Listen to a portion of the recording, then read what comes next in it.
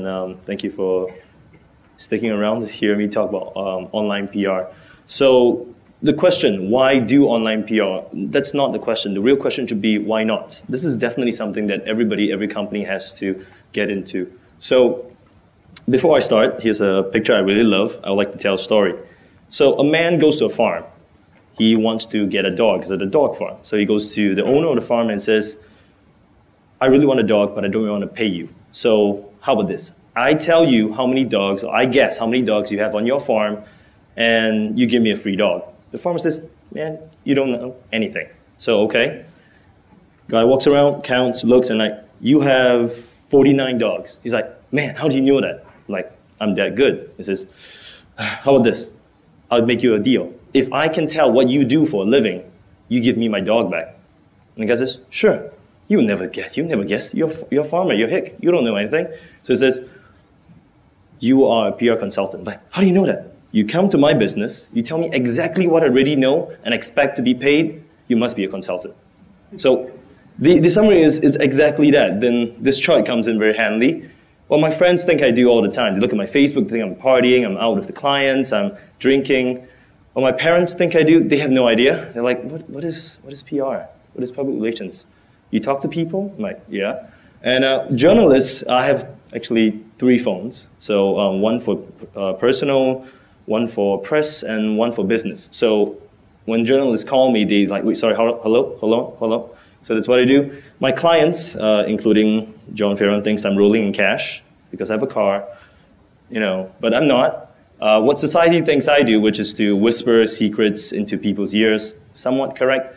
But what I actually do on a daily basis is, no, again. Every client does something silly and I have to go clean up the mess. So this is, yes, some of my colleagues are laughing. It really does happen. So what have I been doing? So the last few years have been interesting for my company, Bebop and the Illest. I've got 2 different things going on. And we've done a few interesting events and PR campaigns. And today I'm only going to talk about online, but PR is so much more. So on the top left corner, we talk about the motorcade. We were doing a TV show called Blue Bloods, where we had NYPD cops in Singapore. Some of you might have been in town. We had 20 Harley-Davidson bikes with riders dressed in NYPD clothes. They rode down the street with 6 Chevy Epicures dressed as NYPD. So to bring to the fact that NYPD is in town, we did the same activation throughout a few other cities to announce the show. You see that the middle picture, the one of the 2 NYPD-looking cops. The guy on the left, that's James Norris. He was the MC yesterday. He was my talent. We went to different offices to tell people to arrest them for being too cool. And we gave out some coupons for donuts and coffee because that's what cops like. In the corner, we have a HTC. That was us working at Avalon at Large. When we do concerts and parties, we bring in brands to introduce them to the party scene. That's a QF, stands for QF blank blank blank. It's melon liqueur and Bailey's mix. And what they do is every time you show up with HTC phone, I give you a shot, you rip it, you drink it, party on. And then last few at the bottom, that's 7-Eleven. We're doing a chef gourmet meal that is prepackaged. You can put in a microwave. We went to all the media agencies and promoted. I think we got coverage for our flash mob, which happened in the CBD area.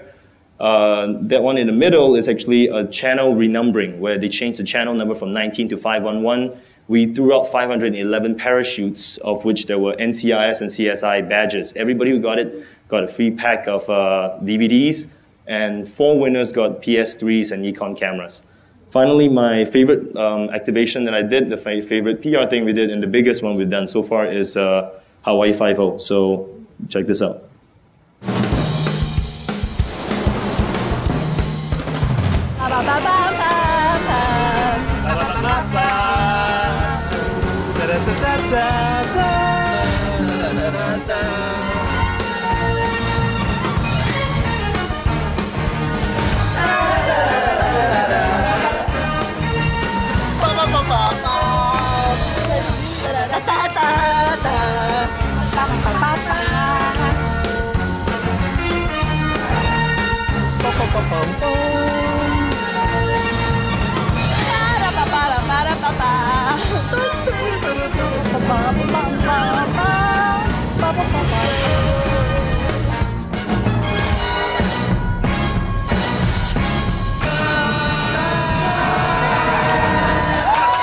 Catch brand new episodes of Hawaii Five-0 every Tuesday night at 10 p.m. only on AXN. So I guess some of you are still watching the show, season 3 right now.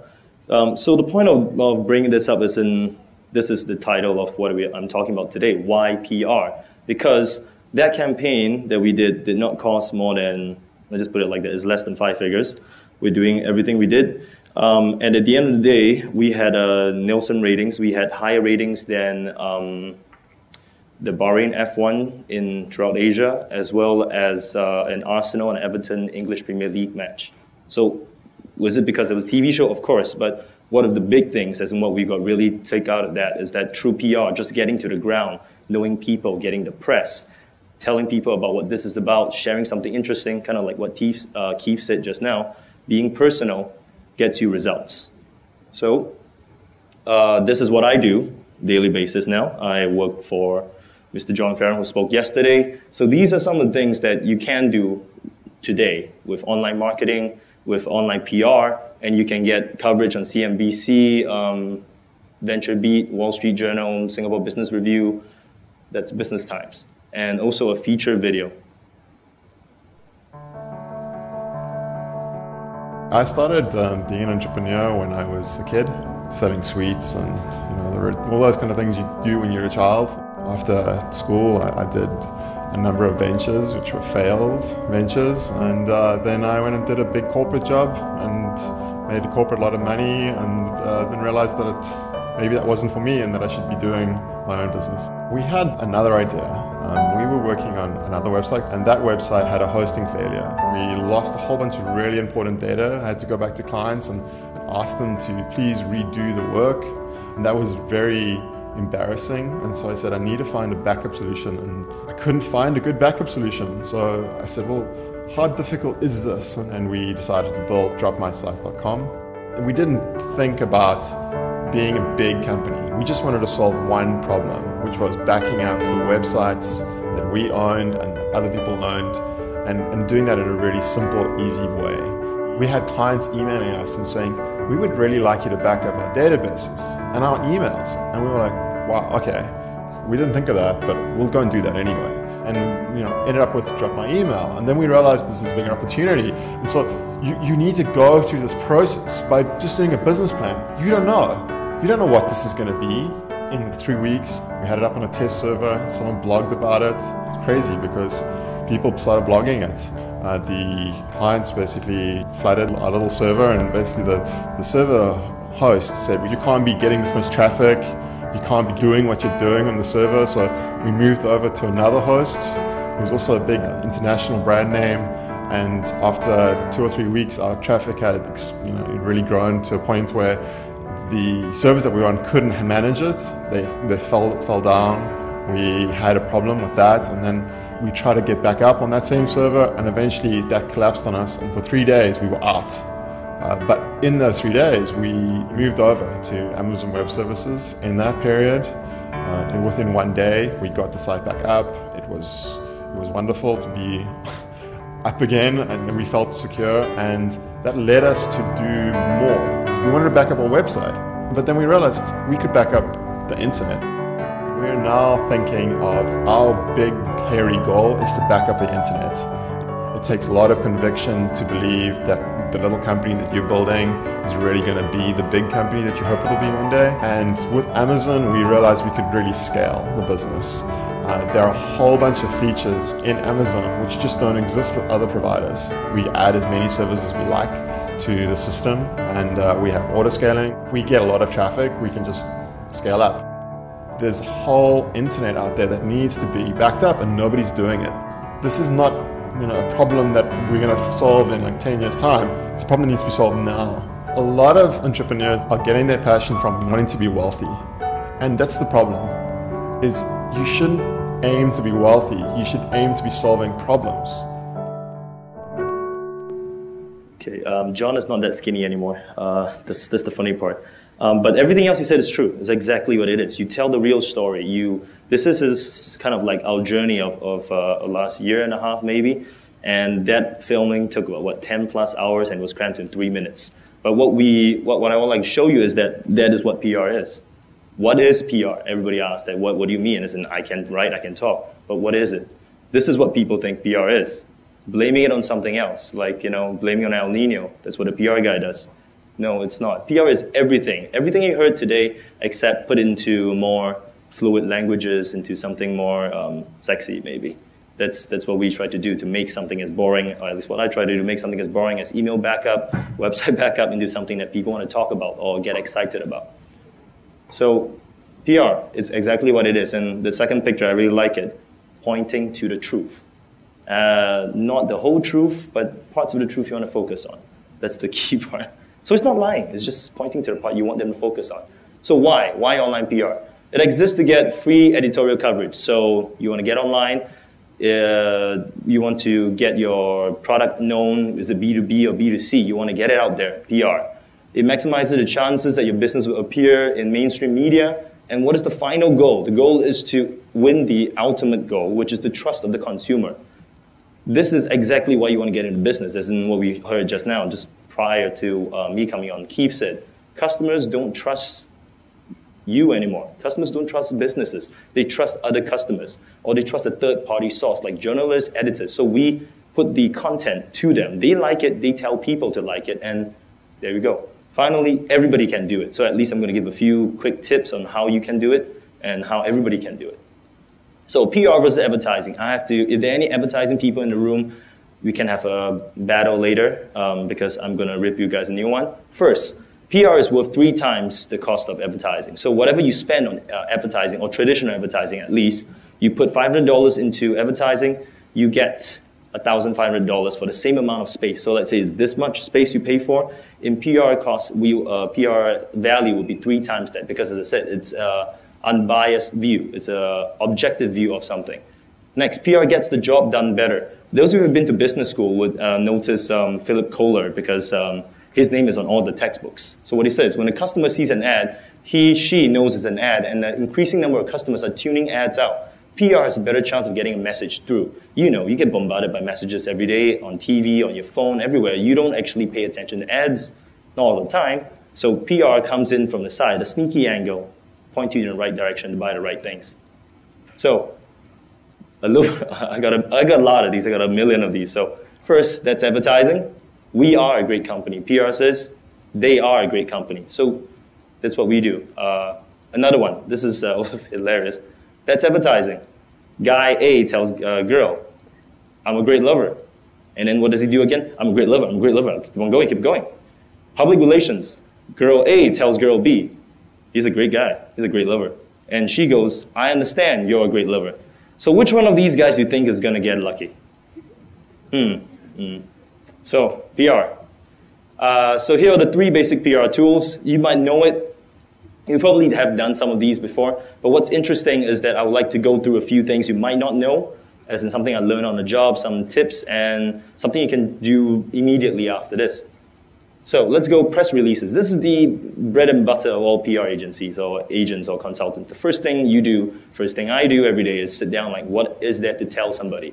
So it's a written communication directed at members of the news media for the purpose of announcing something newsworthy. That's the key word, newsworthy. They got to write about it. It's got to be good. So company launches. Company launches a product. You got something you want to sell. Funding, you got some money. A lot of companies like, I just got invested by XYZ Capital, and I would like to talk about it. The press loves funding news.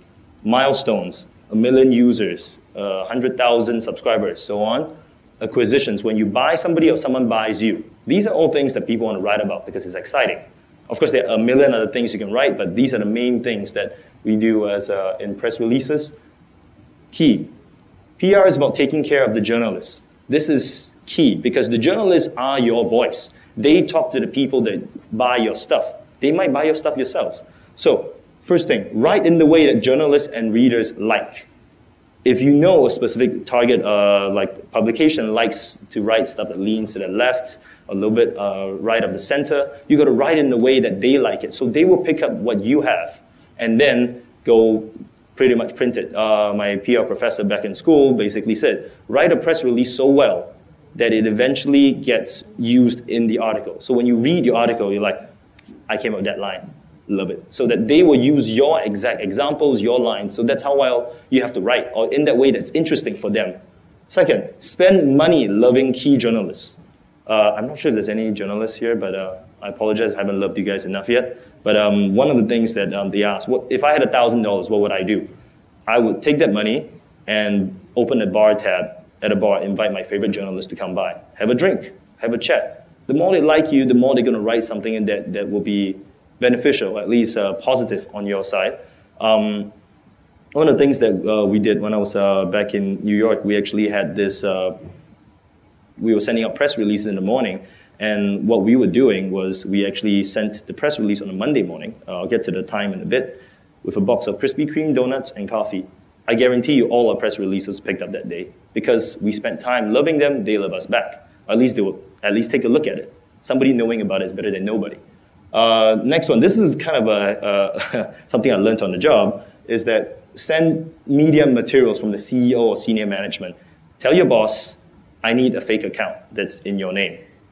Yes, it's true. When you send out journalists, hi, I'm the CEO, founder of blah, blah, blah. I would like to talk about this. You get a reply like that. Even from US press, from Europe, wherever. Whereas when I send, hi, I'm Peter Yu, I'm the publicist, nothing. Because why? I'm nobody. But the CEO, founder, oh, he's a big deal. I'm writing everything he's writing. So what's the difference? So you want to get there, do that. CEO, senior management. This is not a lie. I do this in my job right now too. The last bit about journalists, email them early in the week and in the morning. In the morning when they get into the office, they will clear the email, they will read it. Towards the end of the day, they don't have the time. And early in the week, before everything piles up on them, Fridays, Thursdays, they're going to start getting ready for the weekend. They're going to plan what they want to do. Don't do that. So some keys on taking care of journalists.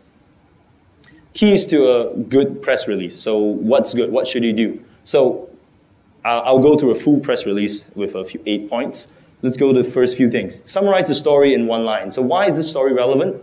Why is it worthy of discussion? And use this as a title. The title is important. It's just like every email, your header. If it's not important, it's not cool, no one's going to read it. Don't boast. Provide the concise facts. Don't talk too big about yourself. A quick Google search will know whether you're lying or not. The other thing that you might want to do is a key thing is use 2 quotations. One from your CEO, senior management, because he's the boss. Then the other thing is from an industry insider, so that you have a different view, so that it adds more credibility to your press release. So let's go into it. This is a press release talking about music today. So that's the title. What's important, you summarize in one line. Music Today launches app to help you discover, promote live music events at nightlife deals. Hey, I'm a guy who goes out. I think that's interesting. I'll either pick up the press release or I'll read the news article exactly as it is. So one-line title to catch the reader's attention. Next, one-line explain what the announcement is meaningful. What does it mean to you? So it says free iPhone app, free, keyword. Let venues and artists join the mobile marketing trend. Then, the third one, state where the company is headquartered and the date of the press release so they know what markets will it be in. You go on further down. The first line of your beginning paragraph is to repeat what your story is about. So summarize it in longer terms with a little bit more detail. What you're doing is trying to drag people's eyeballs from the top to bottom. The longer they read, the more likely they are to remember things about your story and report it again. The following paragraphs go into more in detail about what you're going to talk about. And always include, there you go. We love live music and so on and so forth. That's the first quotation. So talk about your stuff, as many things as possible. Also one thing I forgot to mention here, keep it within 1 or 2 pages. No one wants to read anything longer than that. Then you go on. Before we have a second quotation again. And then before the conclusion, provide a background information on how does this affect. So we're talking about Australian music. So you got Australia has long had a vibrant live music scene, detailing what that is. Second to last section is about the about. So what's the background of the company? If they need more information. And finally, who should they contact? So your contact details, email, numbers, websites, so on and so forth. That's how you do a press release.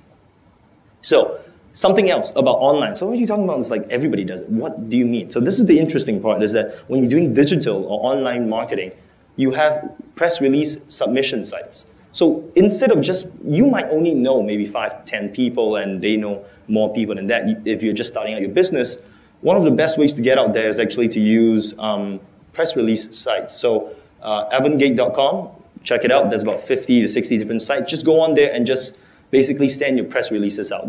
Every different market in there will have somebody who wants to pick up a story, and they might run your story, take it verbatim, or edit it along with it. Next, My News Desk. I'm not sure if they're around here. Oh, there you go.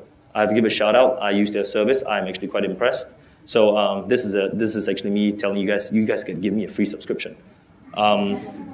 Well, I gotta try. So actually do use them. They have actually a big database of journalists and people who go to their website and they read the news that you put up there. So you guys need to try that out as well. And finally, whenever you're doing these press release submissions, put in a few keywords. This ties in with your SEO strategy. PR is an overarching kind of concept that ties in everything else. And in here, what you need to do is focus on a few keywords. I'll go through that in a little bit. It's about what your business is about. So our business is about email backups, corporate emails. So every time that word pops up, we got to have a link that links us to the website. And when you do so, your page ranking on Google will go up, and this helps your SEO.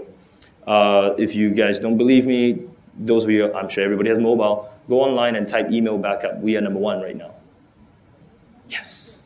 There we go, talking about the links. So this is one of our recent press releases about our partnership deal with GMO Cloud in Japan. And so what we have linked, the blue thing, the blue highlighted part, the most comprehensive email backup solution in the cloud, that's the title, and when you click it, it goes to Drop My Email.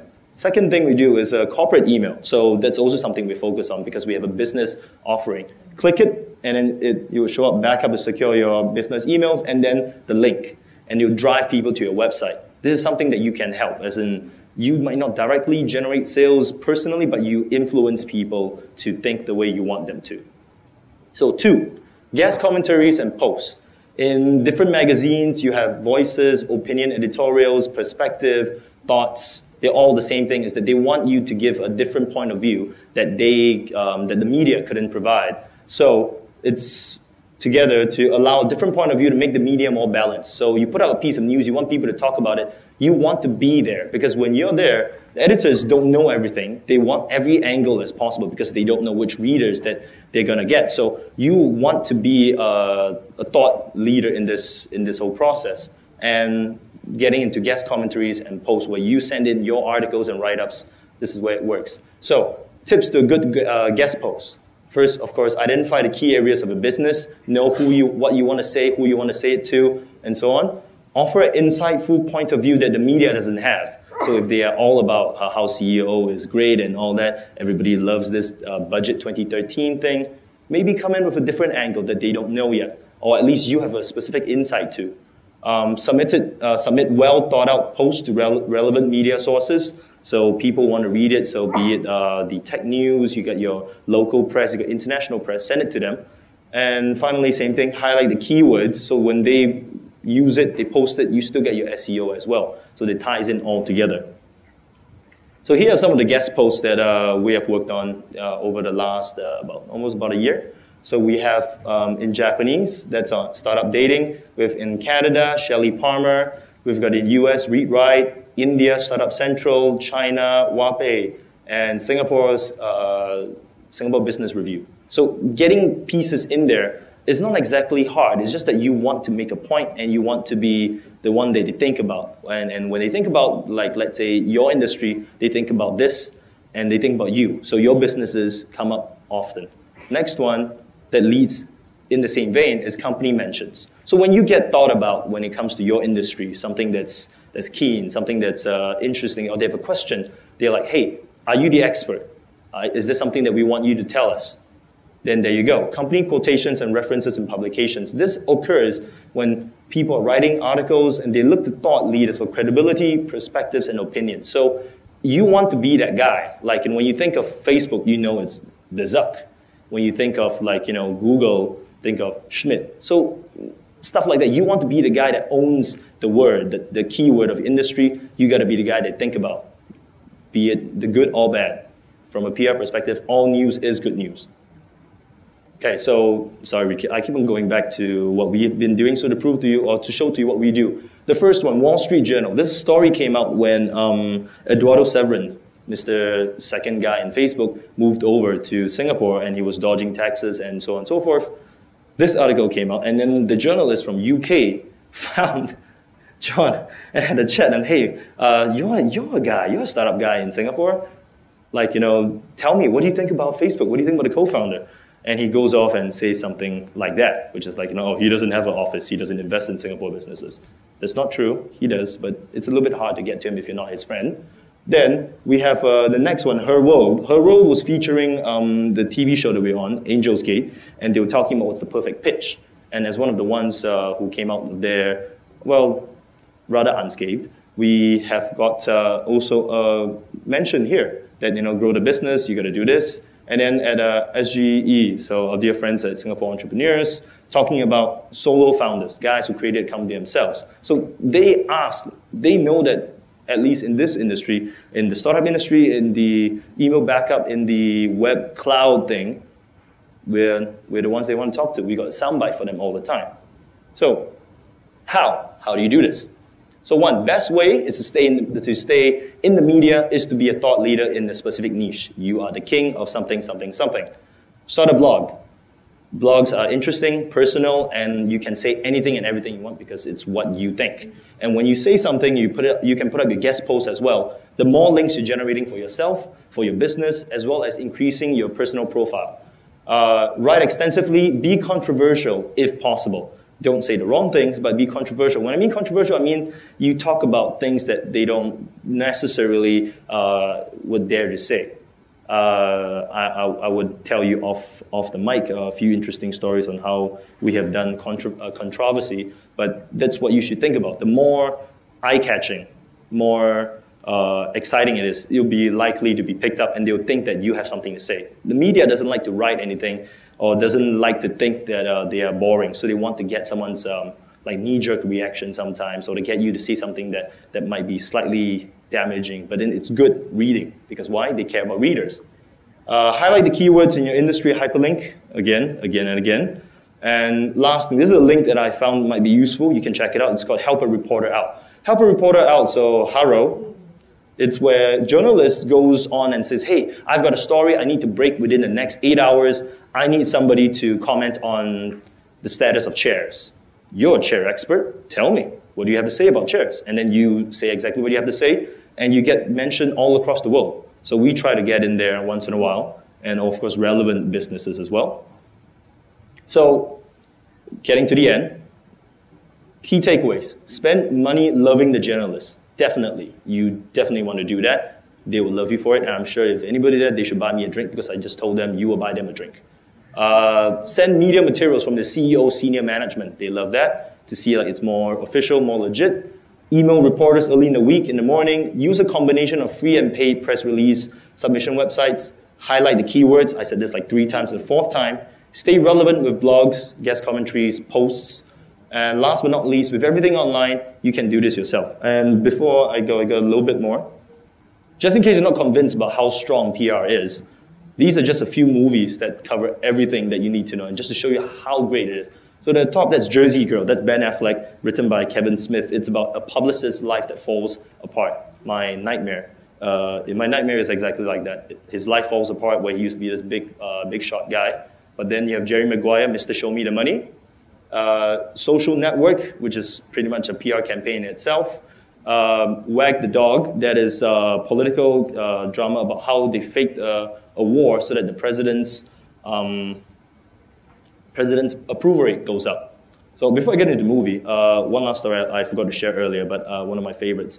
During the presidential reign of the last president, the inferior Bush, he actually at one point choked on a pretzel. And then it's like, oh man, he's a dumbass, you choked on a pretzel. But then that's where the PR angle comes in. What's the key question you have asked when a guy chokes on a pretzel? What is the president's choice? That's the focus. I'm like, yeah, that's right. What pretzel? What brand is he eating? That is the key, and that's what PR is to turn that story into what you want to focus. It's not a lie. It's true. He chose to eat that pretzel. He just happened to choke on it. So you want to think about your business in that way. And before I end, I'd like to show you a last video about if not the best, is the best PR movie made yet.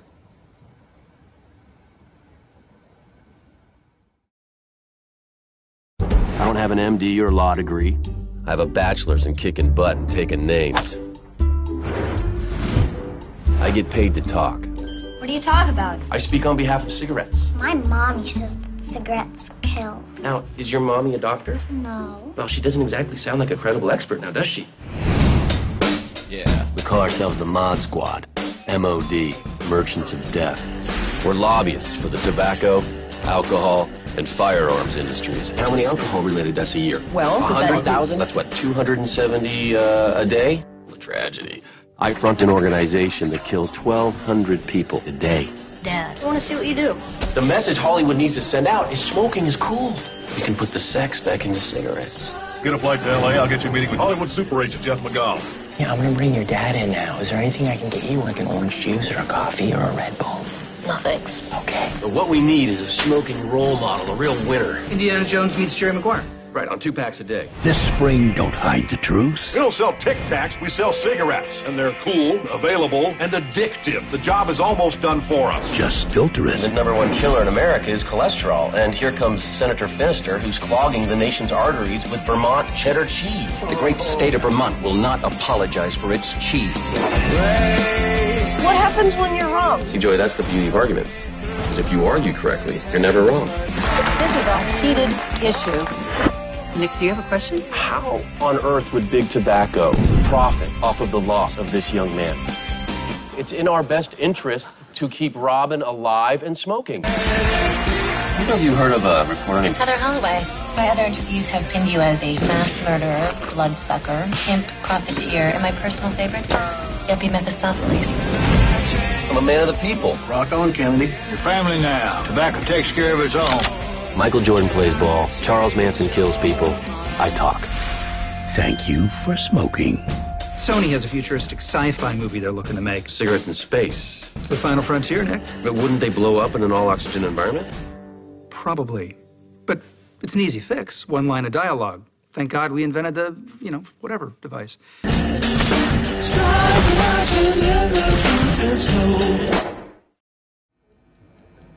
you for paying attention, and please catch that movie. Okay, so since I'm the MC,